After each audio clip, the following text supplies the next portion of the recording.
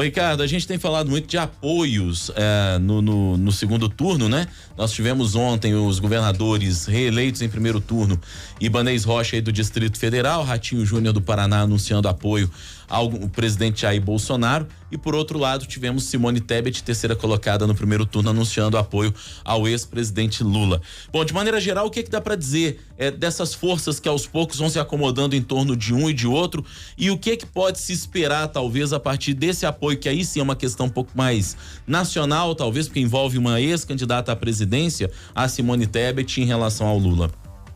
Olha, se a gente olha os apoios que o Bolsonaro apresentou nos últimos dias, né, os governadores, são pessoas que já apoiavam ele de alguma forma, né? Mas é importante para deixar claro que eles podem sim utilizar aí suas máquinas, as capacidades estaduais para poder ajudar o presidente, né? Acho que é importante, principalmente porque dá essa ideia de que é possível virar o jogo, aumentar a distância no Sudeste, aumentar a distância no Distrito Federal.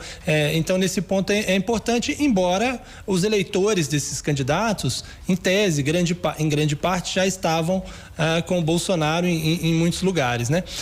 O apoio da Simone Tebet ao Lula, assim como do PDT ao Lula, é um pouco diferente, porque trata-se de pessoas que não votaram nele no primeiro turno, e de fato é uma possibilidade de aumento de vantagem, né? E aí, nesse ponto, obviamente, o apoio da Simone foi mais importante do que o do PDT, não apenas porque a Simone ficou à frente, né, na eleição, mas porque ele foi um apoio mais enfático, e ela colocou à disposição de estar presente nos atos. Ela disse, não posso me autorizar a sair das ruas, né? Então, sim, ela deixou claro que ela vai participar ativamente da campanha, não apenas um apoio direto, né?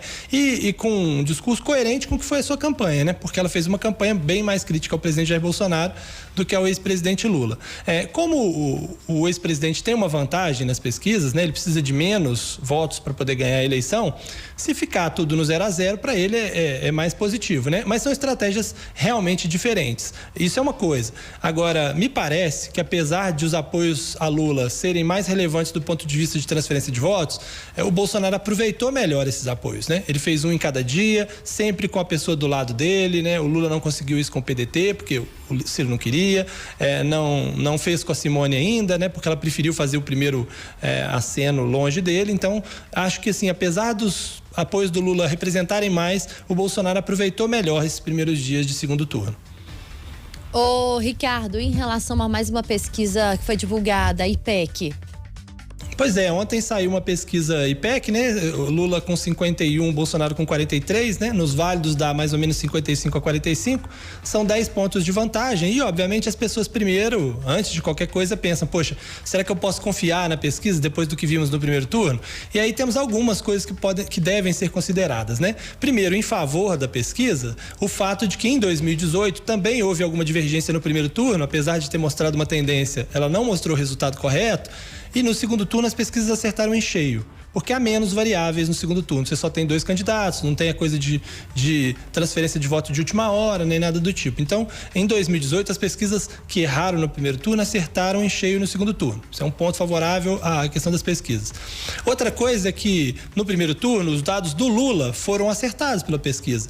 E no segundo turno, se o do Lula se mantiver dentro do que está aí, independentemente da distância ser maior ou ser menor, acaba apontando ali o vencedor, né? Agora, tem um terceiro ponto, que esse sim pode fazer a gente ter mais desconfiança a respeito das pesquisas, que é a questão da abstenção. Ninguém sabe exatamente se foi a abstenção que fez muita diferença no primeiro turno, porque o eleitor do Bolsonaro, em tese, é mais engajado, então ele vai mais, ele está mais presente. Então, assim, se houver uma abstenção tão grande no segundo quanto no primeiro, e se o eleitor do Bolsonaro é mais engajado e ele vai mais à urna, ele demonstra mais seu apoio, esses resultados ficam distorcidos, e aí pode ser que esse resultado da pesquisa não seja exatamente o resultado da urna, né?